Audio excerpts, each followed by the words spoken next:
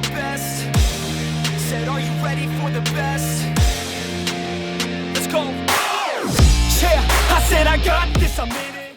Today I built Kubinka Tank Museum, and here is Needles. He actually is from Russia, and he just helped me with some translations. This museum has lots of tanks, armor, even aircraft, and I've been working on this actually for the past 3 days, not just today. So yeah, we're gonna get started here in the front. So this is, I guess, where you pay the tolls.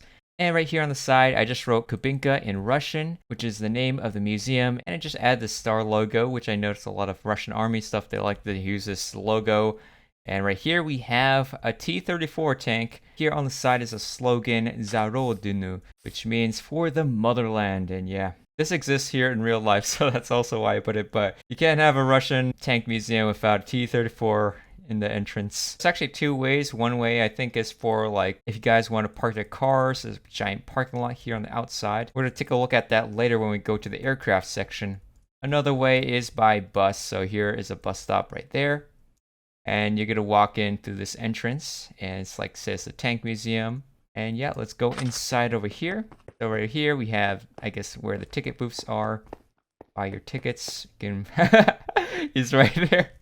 Yeah, you can get your tickets like this, and thank you very much, spasiba.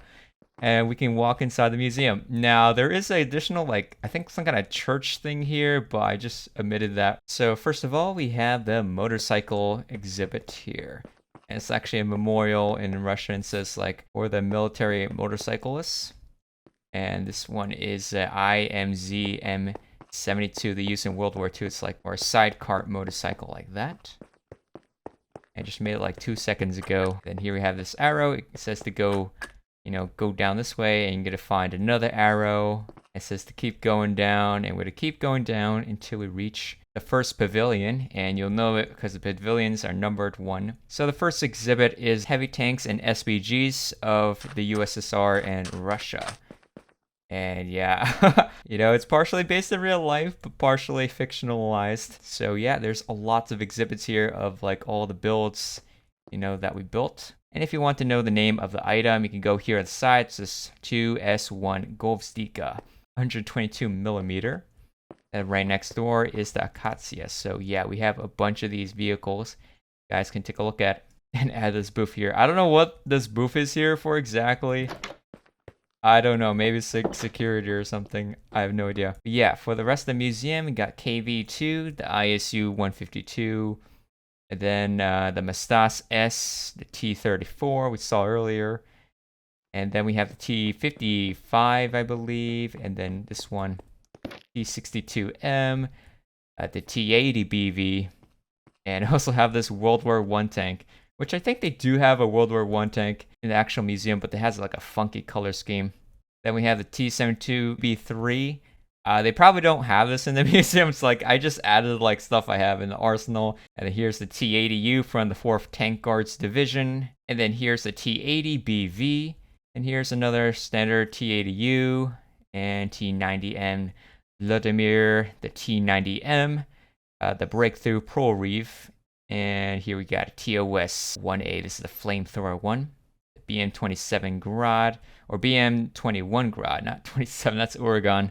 And like this thing is so huge. I think in the museum they do have it, but probably not in this pavilion.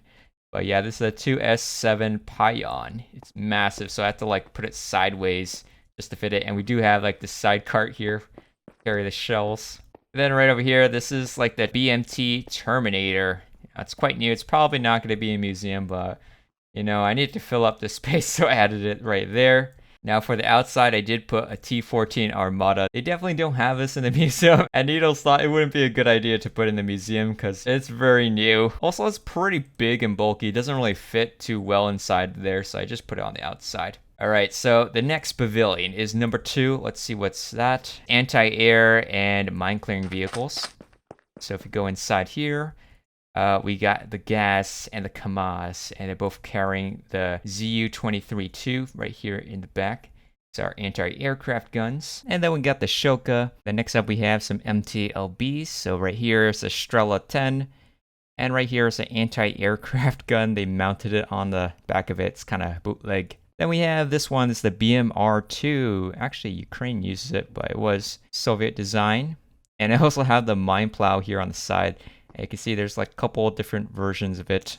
And here's the newer BMR3 Vetbar. And I have like this one is like the 3M and this one is the 3MA. So a little bit more stuff on the back of it, the turret. You also have the UR-77 Meteorite. And here is a Tor M2 right there. The OSA AKM, the Panzer S2, and then here, the Buck M1, which I still need to work on. But yeah, put it as a placeholder. When I finish it later, I'll update all the models in the museum. All right, so pavilion number 3. This one is the BMP BTR and military transport vehicles. So inside here, we got like a BRDM2.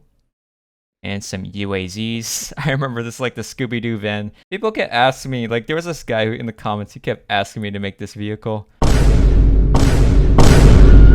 But at least I have it now.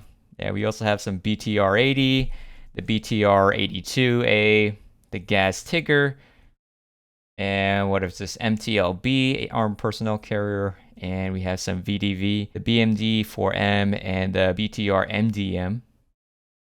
And here's a Kamaz, the Typhoon Case MRAP. And yeah, BMP2 and BMP3. The rest of this is actually empty.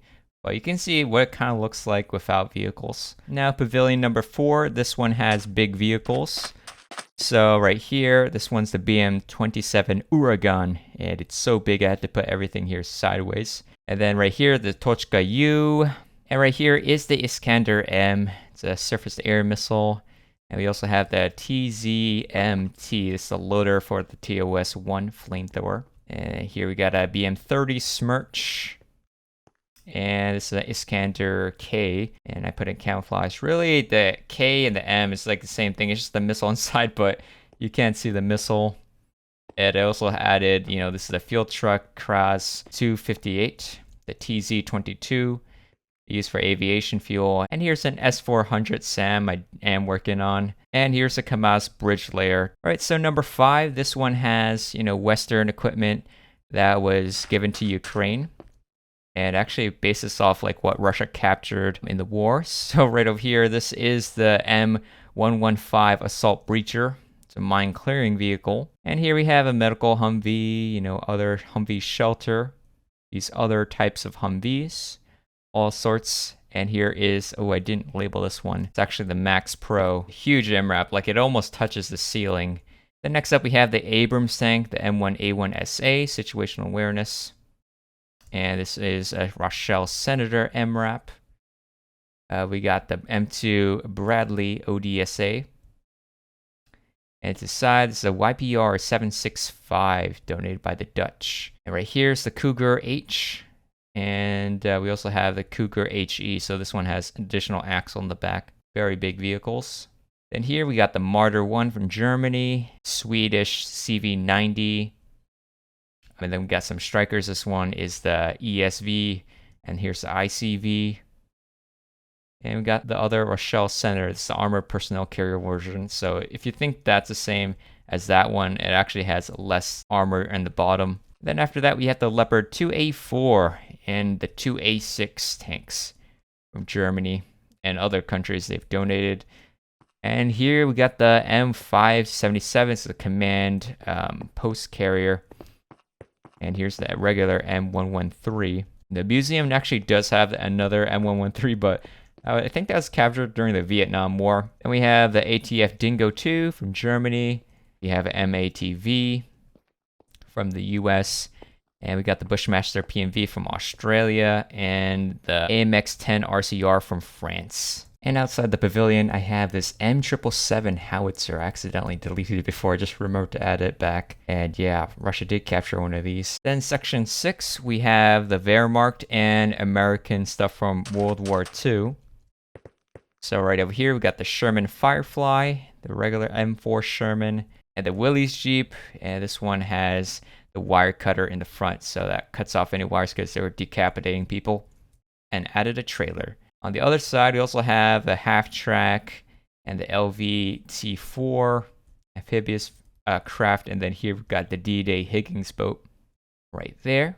I am working on that. And then we have the German, the Wehrmacht So here we got the SDKFZ 251, got 2 of them, different camo for half tracks.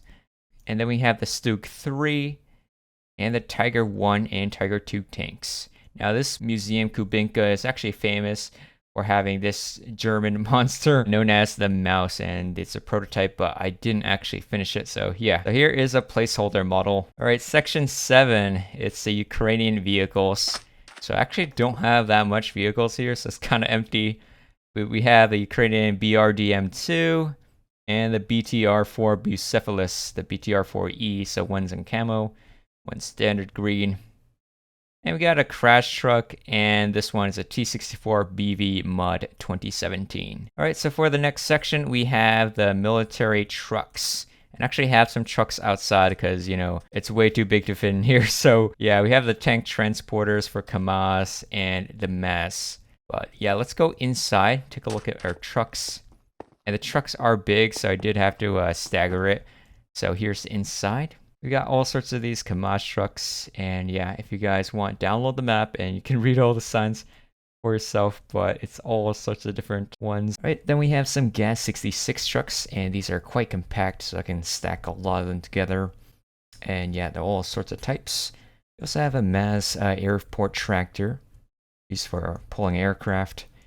Got TDA-3, it's a smoke generator machine for cover.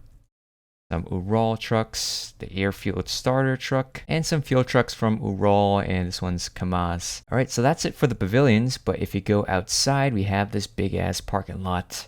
And by the way, I did detail like the gates for the in-betweens. Yeah, this actually does exist in real life. They have a couple aircraft, like 3 of them, but I didn't modify them. In real life, there'll be an older Mi-8, but I have this newer Mi-8 AMT-SH. This is used as an assault helicopter. And then I have behind this a Mi-35M. In real life, probably will be the older Mi-24. And we got a Mikoyan MiG-29 fighter jet. And in addition, I did add in this one, the Mi-26, the Halo. Now, this doesn't actually exist in the real life museum, but I thought it would look really cool since I already had like this model with the drooping rotor blades. Is perfect for a diorama like this. And yeah, very cool camouflage. And I did add in these, you know, security barriers that they have around it in real life. And then in the back of these buildings, I actually have another section of tanks. Now in real life, they do have tanks here, but I probably don't have them. So I just added some extra tanks from the arsenal. So here we have a T-72B3M, and this has extra ERA armor on the side skirts. Then we have a tank shed. It's actually T-62. You know, maybe one day they're gonna put this in an actual tank museum. These guys have cope cages, and then we have the T-90M with the Nikitka, a thermal camouflage material, and we got the PMC Wagner T-80BV Siberia. Alright, so yeah, that is pretty much the museum. If you guys want, you can actually download this for yourself on Java and Bedrock. I'll leave a link in the description. And you can get it on my Patreon on my military sets world, which also includes other things like Ukrainian Air Base, Kyiv, the battlefield, and all sorts of stuff. Check that out. If you guys enjoyed the video, hit the like button, subscribe if you hadn't already, and I'll see you guys in the next one. Bye. Light it up, light it up.